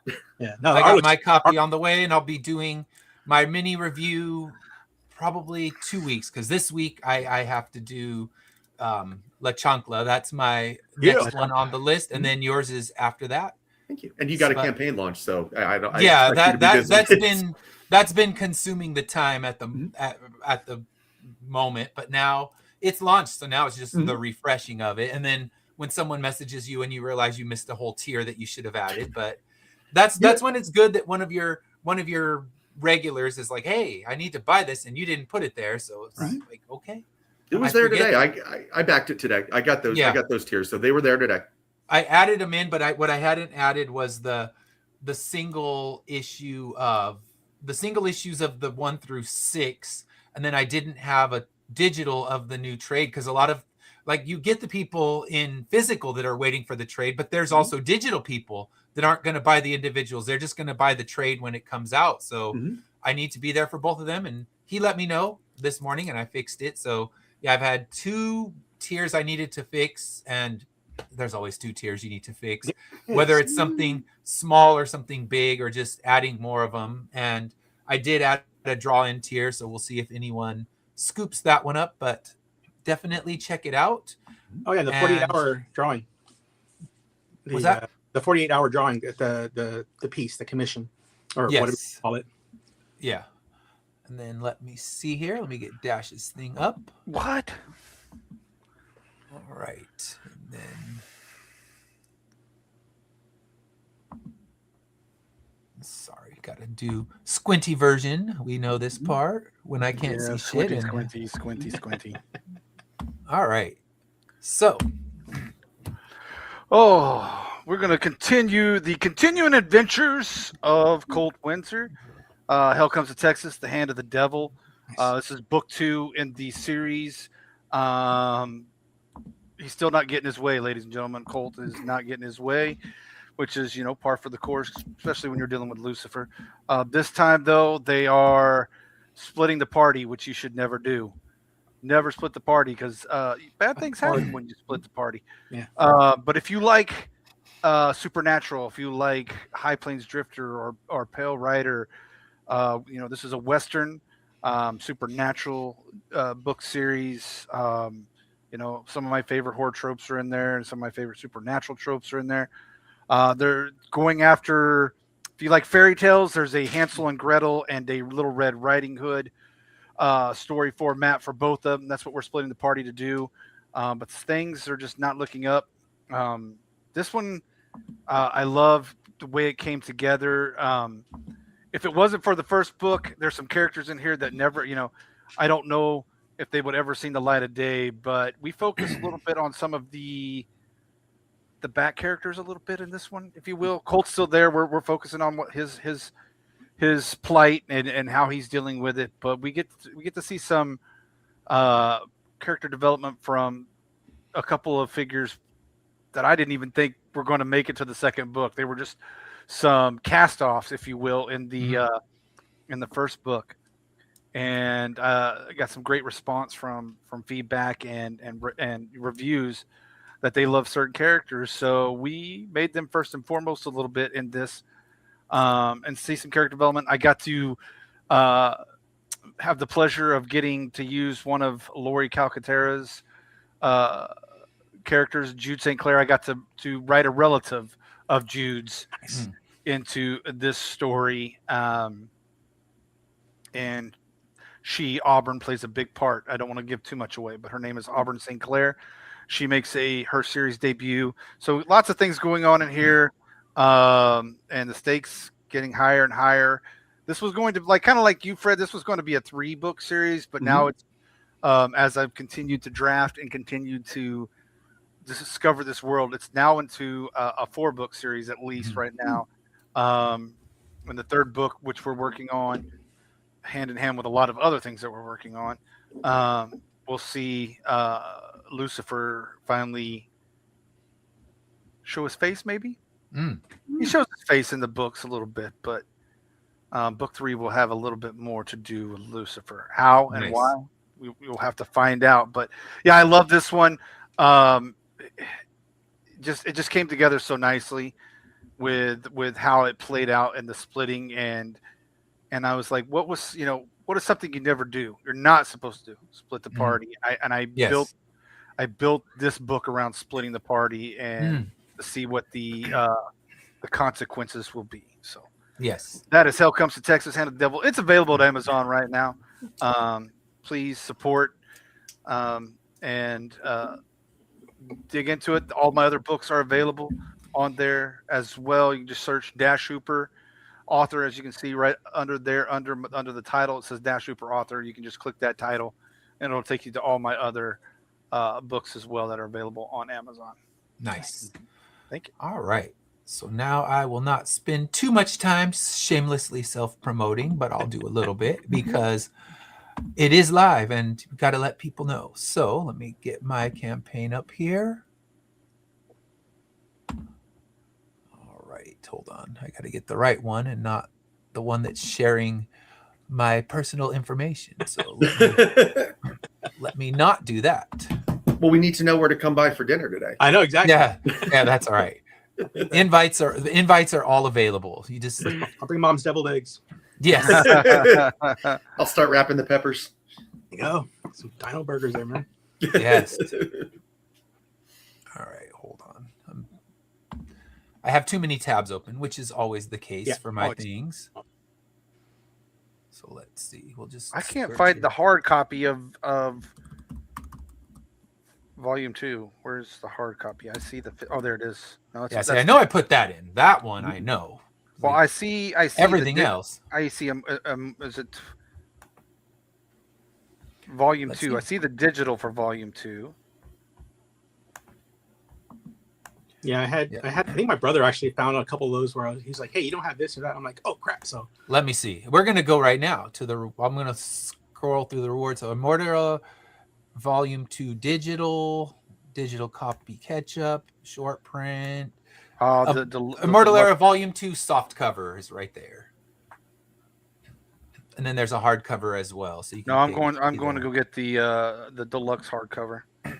Yes, that one, that's actually my next week's task is putting all the pieces together for that and formatting it. Well, actually, my guy Dan Schmidt's gonna format it. He's gonna save the day on that one. But let's pull it up quickly. So this is Immortal Era number 12, and it has the paperback and hardcover trades as well. So we're looking at, you can, if you're one of the people who have been just buying the floppies along the way, then this one you can buy your new floppy, keep your collection of those going. And if you're someone who's waiting for the trade, you can get that. It has the hard and soft cover trades. And Immortal Era, if you don't know, is a story set 200 years in the future in a world where everyone has gained immortality, but it's not a happy, forever young vampire immortality. Instead, it's a world where they continue aging, they get sick. There's a character in the story, Dr. Man, who's just a decapitated head. And there's the there's the blood-free version of Dr. Man as required by Kickstarter. So the last one we saw his head on the ground, just blood all around it after he had just been, the rest of his body had just been cannibalized. But now there we go. There's a happier version of Dr. Man. Great name. So in this story, they are seeking out relics. They need to assemble all of the relics, which are actually pieces of Death who was killed. And they need to put these relics together to bring Death back into the world. And they have entered the headquarters of where all of the army of this future world is set. And they're going to try to multitask. They're going to try to get all of these relics, get the next relic, and destroy the headquarters. But of course, they've run into troubles. So Ari and Miguel are currently trapped by an army of the soldiers who are trying to not kill them, because they can't do that, but they're just trying to take out their cognitive function and leave them stuck. Kimberly was in a mock job interview where she was trying to disable the soldiers, and she is in a perilous situation. And of course, Rob has been tangled up by a witch. So all four of our heroes are all in terrible situations, and they need to get out of these situations to continue their story or continue their quest to bring Death back into the world. So here's the first 4 pages where we see where everybody's left, and then it gives us a little flashback, and then we get to them running away from the president and all of these aged soldiers, as they call them, or guardians, as the people on the surface call them. And if you want to know what's going on, I have quick spoilers about issues 1 through 6, but we'll jump to the rewards instead of giving all the spoilers, and their button didn't work. So speaking of Mr. Fish Lee, our main cover is done by Fish Lee, because I saw what he did on Madcaps, a good explosion walking thing, and that's what I wanted. I wanted a cool walking away from a blowing up building look, because I just like that. It's a cliche thing in movies, but it's just too damn cool. Yeah. Like the slow walk from a blowing up building. It's just what I wanted. And then this is going to be the foil print, and it's going to look so good in foil. And that's Tristessa, our big bad, and someone from the Corruptor universe making his first appearance in Immortal Era. And then this is our variant cover, which is an homage to Corruptor 2. We have a Corruptor 2 cover where our main character is on his knees with an angel and a demon surrounding him, but this is Miguel and Ari. And then, of course, the two different trades. We have the hardcover trade and the soft cover trade.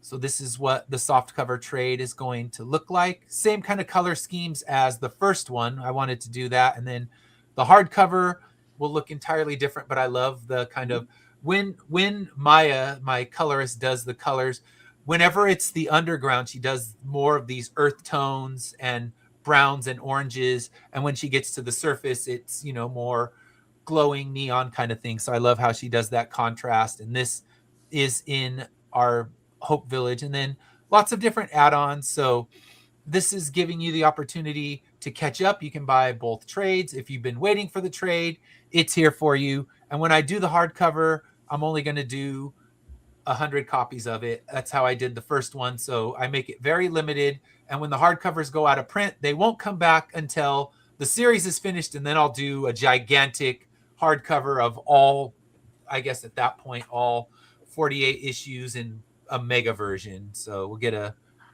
good collected, but for now you can get the hardcovers until they're gone. So I won't go too much into everything else, but we do have a crossover, and they didn't make me take these heads off. So there we go. They were, I guess they're not all bloody. Fight the system, man. Fight the system. The Dr. Man head was loaded with blood, so those heads are like, yeah, keep them. But we do have a metal card. If you buy Path of the Pale Rider issue 12, if you get, or not issue 12, the trade of Path of the Pale Rider, and you get Immortal Era 12, you get this double-sided metal card, and the last metal cards came out really good, so you'll get those. I'm waiting on mine then. Nice. So there you go. And then we have our cat meme, so get your extra rewards, and then I will put that into the chat. So any support is appreciated, and then I will stop, like I said, shamelessly self-promoting. But you got to do it now. Now's the time where we're all here. We all have things we got to You can let hit people know refresh. about. You can hit refresh because mine's Yeah. in there. I will. It's finally a refresh that won't just be the nothing refresh. And I bought all three, ladies and gentlemen, so you should buy all three. Yeah, Yes. that cover's gorgeous. All those covers are gorgeous. Yeah, the fish cover's great, and I do love the covers that Caesar made as well. So yeah, all of them are, they did a good job. I love, and Maya's colors really bring them to life. I mean, it's one of those things where you get in comic books, it's a full team that makes the comic look like it does. It's not a good writer writes novels. We talked to Dash, but if you want to be a comic book creator, it's finding a team that makes it look like a comic book that deserves to be on a comic shelf in a real comic shop. Right. You want your book to be sitting next to a Marvel, a DC, an Image, and not to look out of place. And I feel like all the books that we have here on this show today are the kind of books that if you walked into a comic shop, you would be intrigued and you would go over and pick them up. And it's not, you wouldn't think, oh, that's an indie book, because there's that stigma of indie of Mhm. oh, indie books are sloppy, indie books have grammatical errors. Like, no, fuck you, I have 2 editors, because I will not have a grammatical error in my book. So we need to destigmatize that indie books are lesser, because we are, I'm not saying greater than, but we are equal to what Absolutely. is sitting on the shelf with Marvel and DC. Because to say you're greater than, that's just being pretentious. But to say you deserve to be there, and that this book is worthy of the shelf on a comic book, in the I section for Immortal Era, or in the F section for Fisticuffs, whatever it may be, they deserve to be sitting on that shelf next to the real things. 100%. And I can say, from these indie books that I've read and from the people that are in this room, I know that it's going to be worthy of that. So don't think indie comic books are lesser, because at least the people in this room right now are creators that really care about putting out a product that is top notch and deserve it to be on any comic shop across the country. You want to test your patience, ladies and gentlemen, become a comic book writer. Yeah. Listen, I write novels. I've got my first draft of my comic done. I don't know. I'm not going to show it. I might kind of look like Fred does on the top of his head now. Bald? Yes, Yeah. I might have pulled some hair out writing Yeah. this script. It's fun, but it is difficult, and I love what you guys do. I absolutely love that you get to create this stuff, because I can sit here and write a book all day long because I see it, but now I've got to envision not only my vision, what I've got to transcribe to the artist and maybe the colorist or whatever you do. Hats off to you, comic book guys, man. I love it, and I love what you do. So seriously, Ed was not lying. These books belong on the shelves in any comic book store. Yeah. The way I think about these is it's kind of like movies. As a cinephile, we grew up reading comic books, right? Just like directors now grew up watching these movies of these legends. They're standing on their shoulders, and I think for a lot of us creators, it's like that. It's just we know what it is. We want to continue that legacy, if you will. And this is essentially, I think indie comics are almost like the next generation of filmmakers. We just we take what we love and we put it out there with that same love, with this movie influenced me this way, this one influenced. It's the same thing with comic books. Like I can look around my room and see all the artwork that has influenced me from like Jim Lee to like J. Scott Campbell, basically all the Image guys. But even before you had the Golden Age and stuff, I got into it late. But like just some of those creators, they made me the artist I am today, because I know I was even an artist till junior high. I took home a comic book, a Spider-Man book, and a friend of mine was throwing it out, and he's like, "Hey, I'm just going to toss this out. Anybody want it?" And it was a Bagley Spider-Man. He gives it to me, and I'm like, "Okay." Took it home, and I'm just sitting there at my kitchen table, and I just start drawing what I see, like just playing around. I take it to school the next day, and I show it to my friends, and they're like, "Did you draw this, or did you trace this?" I was like, "No, I just drew it. It was just there." So I started drawing it. And they're like freehand? I was like, "What's freehand? Like, did you just look at it or you trace it?" I was like, "No, I just drew it."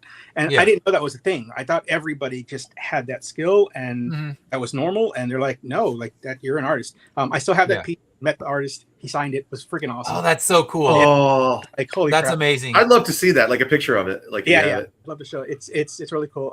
But I just think indie comics. I think I was asked this earlier too.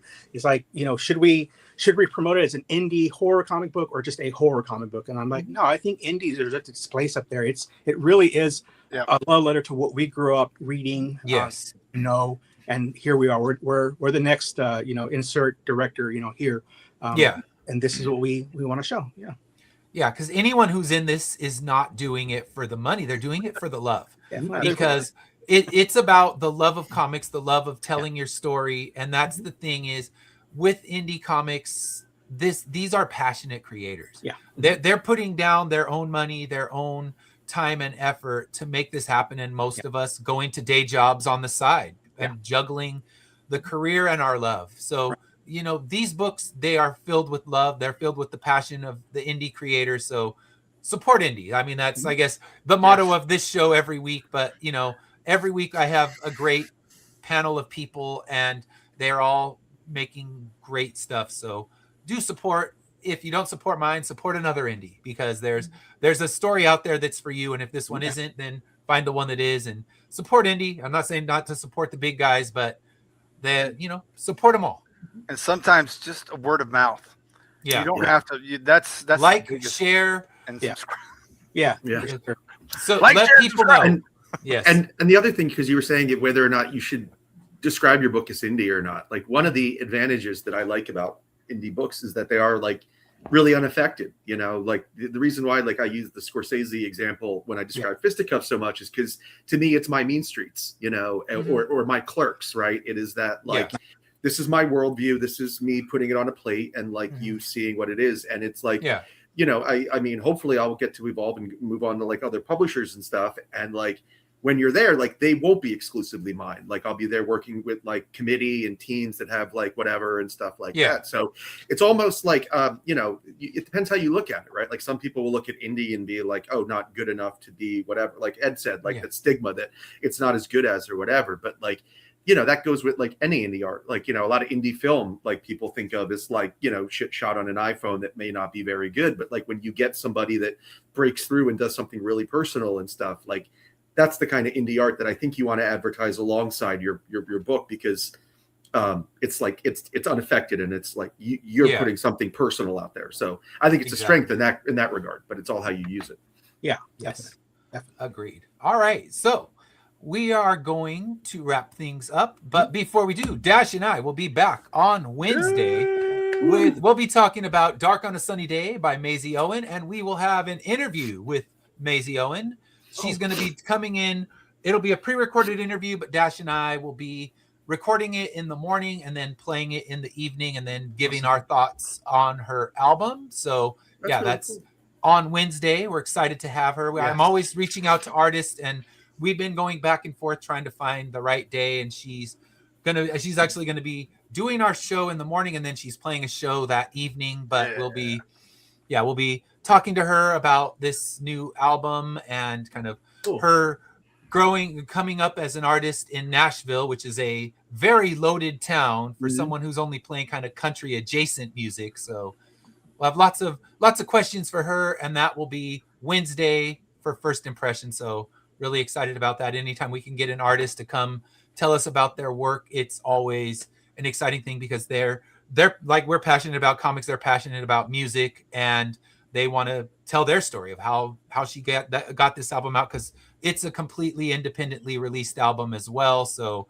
she had to go through a lot of the same kind of roadblocks and obstacles that we deal with as indie comic creators, but to put an album out and actually have a physical vinyl copy that you can hold in your hand. So Wednesday, tune in, don't miss it. Maisie Owen in studio. I'm looking forward to it. And until then, enjoy your 4th of July. We've given you the menu, now cook it. And I will see you next week. See you guys. Hey guys. Hey guys. President Jones here, live at the Guardians headquarters. I realize that the newscast that interrupted our bicentennial celebration caused a great deal of anxiety among the citizens.